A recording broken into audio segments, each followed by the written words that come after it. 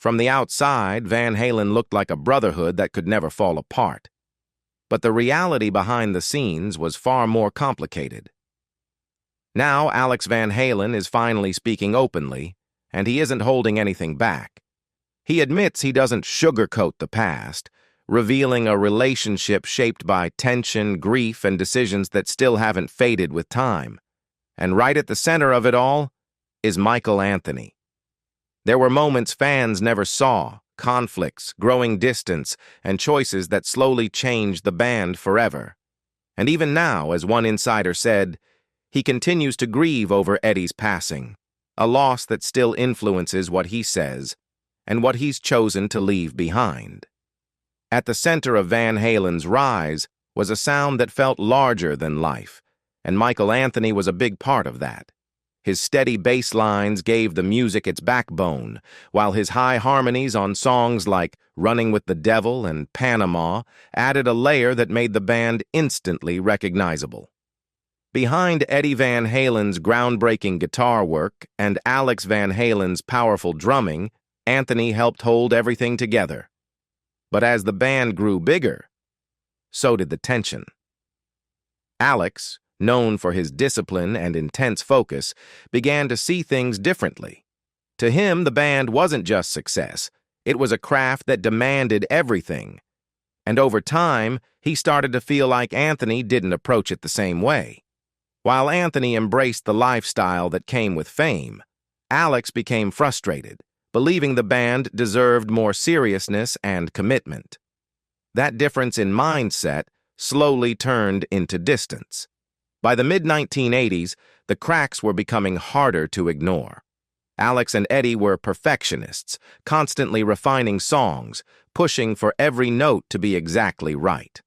Long hours in the studio, endless revisions, it was all part of their process. But Anthony's more relaxed attitude often clashed with that intensity. Where the brothers saw dedication, they felt he was simply going along with things, and that created resentment. At first, it stayed beneath the surface, small frustrations, quiet disagreements. But over time, it built into something much bigger. To Alex, it began to feel like a disconnect from what the band stood for. Then came another shift. When Sammy Hagar joined the band in 1985, the dynamic changed again. Hagar and Anthony quickly formed a close bond, often sharing the same energy, the same perspective. Meanwhile, Alex and Eddie remained focused, driven, and increasingly isolated in their own approach. What had once been a unified group started to feel divided. Two sides, moving in different directions. For years, the tension inside Van Halen had been building quietly. But in 2006, everything finally broke. That was the moment when Alex Van Halen and Eddie Van Halen made a decision that stunned fans. They replaced Michael Anthony with Eddie's teenage son, Wolfgang Van Halen. On the surface, it looked like a family move. But for Alex, it was something deeper. It was about control. After years of frustration over what he saw as a lack of creative involvement and growing distance within the band, Alex viewed the change as a way to reset everything, to bring the band back under the direction he and Eddie believed in. In his mind, the decision wasn't personal. It was necessary. But to everyone else, it felt exactly the opposite. Fans were shocked. Michael Anthony wasn't just another member. His voice, his harmonies, his presence had become part of the band's identity. Songs didn't just sound different without him. They felt different. And many saw the move as the brothers pushing aside someone who had helped build that legacy from the beginning. For Anthony, it cut even deeper. What might have been framed as a business decision from the outside felt like a personal rejection from the inside. Years of loyalty, years of standing beside the band through its biggest moments, suddenly replaced without a clear place for him anymore. And whatever connection remained was gone.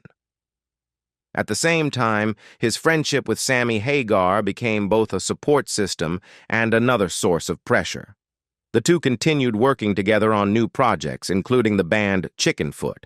But those collaborations brought constant comparisons to Van Halen, comparisons that often felt unfair.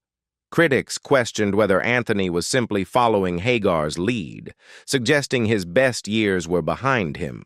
Others pointed back to his role in Van Halen, arguing that his contributions had always been limited. Those criticisms stayed with him. Because for years, inside the band itself, he had already faced a similar perception, that his role wasn't as essential as others, that his presence, while valued by fans, wasn't fully recognized in the creative process. Away from the stage, the life of Michael Anthony wasn't nearly as effortless as it looked under the lights. On one side, there was the image everyone knew, the smiling, easygoing member of Van Halen, standing behind the music, delivering those signature harmonies night after night. But off stage, it was a completely different reality. Fame came with a cost, and for Anthony, much of that cost was paid at home. The touring never really stopped. Long stretches on the road, late-night performances, the constant pressure to live up to the image of a rock band at its peak. It created a life that was hard to balance. He was pulled between two identities that didn't always fit together. A husband and father who wanted stability, and a rock star expected to embrace chaos. That tension stayed with him. There were moments he couldn't get back. Family time missed, milestones he wasn't there for. And behind the scenes, that created a quiet sense of guilt that never fully went away. Because while the world saw success, he was dealing with the weight of everything it required. At the same time, the way he was seen publicly didn't always reflect what he brought to the band. While Eddie Van Halen and Alex Van Halen were often celebrated as the driving forces, Anthony was frequently pushed into the background. The media focused on the flash, the guitar solos, the intensity, the larger-than-life personalities, while his role was described in simpler terms: reliable, steady, replaceable. His personality, which fans appreciated for being grounded and approachable, was sometimes interpreted by critics as a lack of ambition. Instead of being recognized for what he added, he was often labeled as someone who simply kept things together. And that label stuck. Even though his harmonies helped define the band's sound, even though his presence gave the music balance, those contributions were often overshadowed. The louder elements of Van Halen's identity took center stage, leaving his role underestimated. Imagine being part of something groundbreaking, and still being seen as the weakest link. That perception followed him for years. Even after moving on from Van Halen and building a life beyond the band, those old narratives didn't fully disappear. The same questions, the same comparisons, the same assumptions about his place in the band continued to surface. Alex Van Halen doesn't sugarcoat complex relationship he had with Eddie in new book Brothers. Now, through his book Brothers, Alex is finally looking back on that journey, not just the success, but everything that came with it. "This is a happy, sad moment for me," he says. "I've tried to take an objective view of things, bring it all to light, but I didn't want to be self-serving. I tried not to sugarcoat the story." The book isn't just a tribute. It's honest, sometimes uncomfortably so. It doesn't shy away from the tensions inside the band, especially the complicated dynamic between the two brothers and David Lee Roth. The story moves through the highs and the conflicts, showing how ambition, ego, and pressure shaped everything they built together. But before all of that, there was the beginning. Two young brothers, full of confidence, willing to work for something bigger than themselves. And unlike many rock stories, theirs didn't start with rebellion against family, it started with it. Their father, Jan Van Halen, was a professional jazz musician. He wasn't just talented, he was disciplined, someone who believed in showing up and doing the work, no matter the circumstances. That mindset stayed with Alex. "My father taught us everything we needed to know about being pros," he said. Their mother, Eugenia, pushed them toward piano lessons, even when their hearts leaned more toward the energy of their father's music. When the family moved to California in 1962, life wasn't easy. Jan worked as a janitor while still playing music whenever he could. But through all of it, there was a lesson. "He showed us by example," Alex explained. "He was so dedicated, obstacles in the way become the way forward." Once the family settled in Pasadena, Alex Van Halen and Eddie Van Halen quickly fell in love with guitar-driven rock. Bands like Cream, Led Zeppelin, and Black Sabbath opened up a whole new world for them. At first, Alex was the one drawn to guitar, while Eddie leaned toward the drums. But that didn't last long. Everything changed during one of their garage jam sessions. Eddie picked up Alex's guitar, and right away, it was obvious something was different. "I was like, yay, I think you should go for guitar, dude," Alex later said.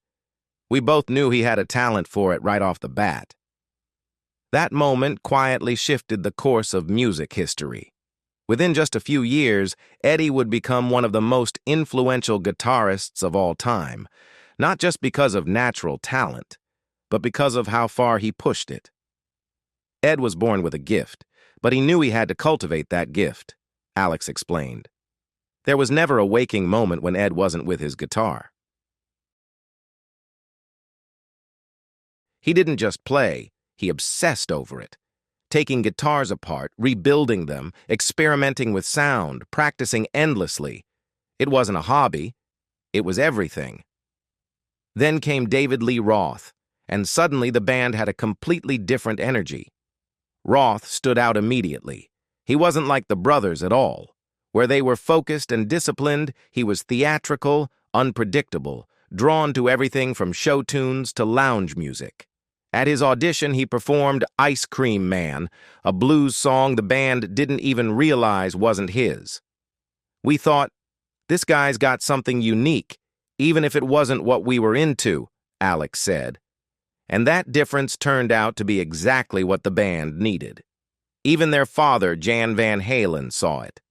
He understood that music alone wasn't enough. You needed something visual, something that connected with the audience. It was another lesson from our father. You always need visuals, something for the audience to grasp, Alex said. That balance, between the brothers' focus on sound and Roth's larger-than-life personality, became the band's identity. And it worked. Their early albums, Van Halen, Van Halen 2, and Women and Children First, all became massive successes, selling millions and pushing them into the top tier of rock music. But things kept evolving. By the early 1980s, MTV changed everything, turning visuals into just as much of a driving force as the music itself. Around that same time, Eddie started experimenting again, this time with keyboards, influenced by orchestral music. When he first played a new idea for Alex, a synth-driven riff, it didn't sit well at first. It felt like a step away from what they knew, but Eddie saw it differently. Ed's attitude was, "Let's take a risk.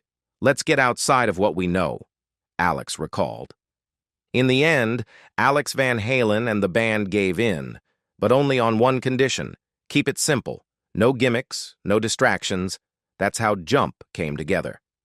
The song, released on the album 1984, ended up becoming one of the band's biggest hits, something Alex believes will define their legacy.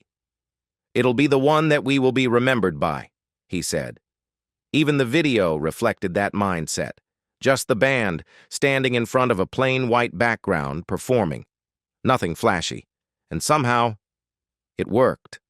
The song exploded, the video was everywhere, and 1984 became the first Van Halen album to hit #1 on the charts. Everything was at its peak, and then it fell apart. Without much warning, David Lee Roth walked away. Alex didn't hold back when explaining why. He couldn't handle the fact that Eddie was getting more attention than he was, he said. He kept asking Eddie to play fewer guitar solos. Dave was convinced he was going to be a movie star. Just like that, the version of the band Alex calls the real Van Halen was over. At the exact moment they were at their highest point. The album would go on to sell over 10 million copies, but the band that made it was already gone.